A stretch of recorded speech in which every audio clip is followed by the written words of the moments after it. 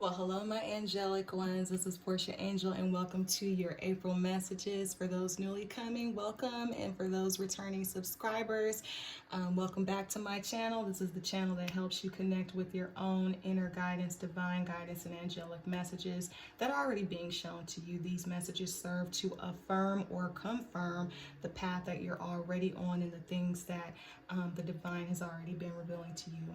I ask that you go ahead and give this video a thumbs up. I really appreciate it. It costs absolutely nothing, and it ensures that this video is shown to more people per the algorithms on YouTube. If you haven't subscribed, feel free to go ahead and do that as well. Without further ado, Libra.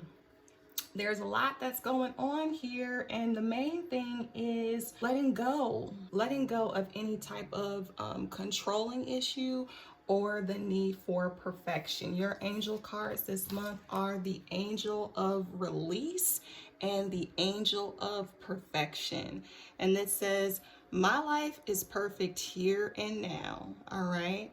And this one says, in my real self, life is eternal, wisdom is infinite, love is abundant, and beauty is perfection. Okay. And basically, these cards are just saying when we often live in the future, in the past, we can tend to kind of miss what's happening here in the present, or to what I'm also hearing is there's also a tendency to not be grateful about what is happening, even in the imperfections.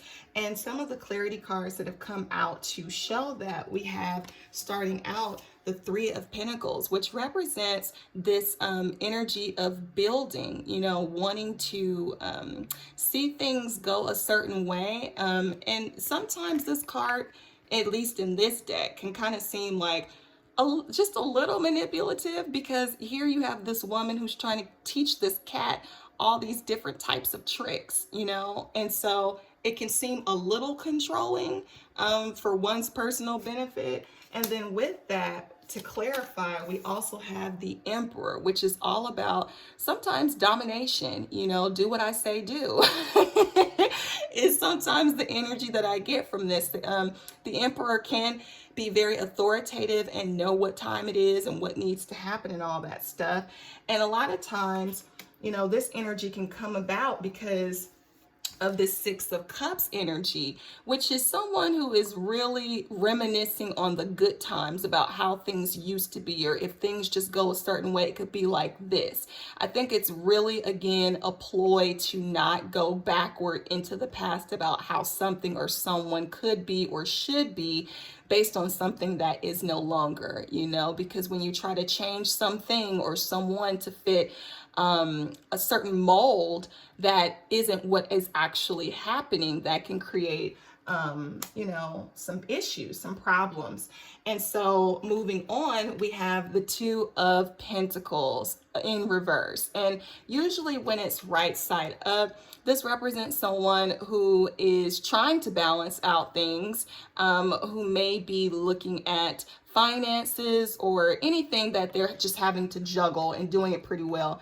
When the Two of Pentacles is in reverse, this a lot of times means that there is an imbalance, and that can really throw things off. And as it pertains to an imbalance, the Eight of Pentacles often represents a situation where you could be working in education and training in some sort of schooling.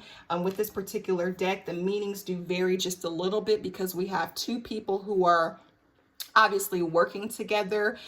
Usually there's some sort of harmonizing factor, maybe a student and a teacher relationship, or it could be a partnership of some sort. Either way, what's showing is there is an imbalance, in a situation or with a person, because again of this Three of Pentacles energy that is trying to kind of control the strings, if you will. And to clarify that even further, we have the Five of Wands, which often is the inner conflict and even the outer conflict with another person. As you can see in this picture, this person is just really jumbled up and it's just a mess, trying to compete or trying to get one's point across and it not really going well.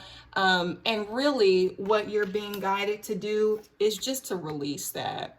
Release it and let it go. Release the need to have everything perfect. It's not my way or the highway. because when you take on an energy like that, that can really drive people and situations away from you, and just to really learn to accept things and people as they are, and to find the beauty. I'm just going to read this card really quickly. The Angel of Release. It says, our greatest release is to free ourselves from attachments of the past and concerns with the future, to be able to live in the present moment. When we do this, we concentrate our energies and we don't lose vitality by criticizing, comparing, and judging. The quality of release frees us from guilt, which is a great waste of energy. Release brings freedom from attachment to possessions or fear of loss. Okay. And lastly, with the Angel of Perfection, it says, all that is complete and whole is perfect. The white dove does not need to wash for whiteness, neither does the flower in the field beg for fragrance. The more natural and spontaneous the gesture, the closer to perfection. To overemphasize the need for perfection, like I said, may push away the possibility to channel the perfection of who we really are in every moment of our lives. All right. So, whatever situations are happening, whoever may be around, and they may not be doing what you want them to do, or situations may not be flowing the way you want it to flow. Part of the lesson here is to learn how to flow. Learn how to flow. It's not always the easiest thing when it feels like things are out of our control, but to really tap into what actually is, not what was or what could be, but like staying focused in this present moment. And it's really going to help you. It's really going to take the edge off. It's going to help to alleviate inner and outer conflict that you ultimately just don't need. You don't need the stress. Learn to release and let go and flow. So those are the messages that I have for you this month. I do hope that they've resonated with you. Feel free to check out your moon and rising signs for more clarification as to what could be coming up for you in the month of April. And until next month's video, I wish you the best and blessings to you. Namaste. Bye.